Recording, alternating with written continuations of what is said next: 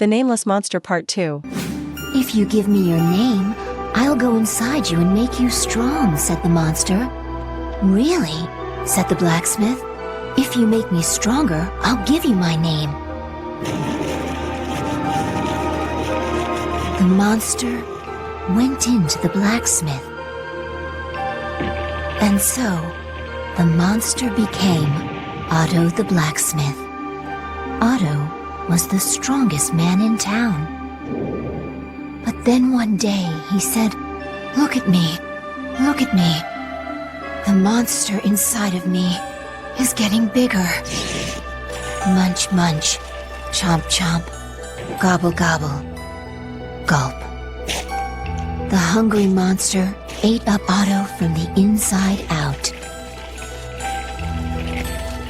Once again, he was a monster without a name.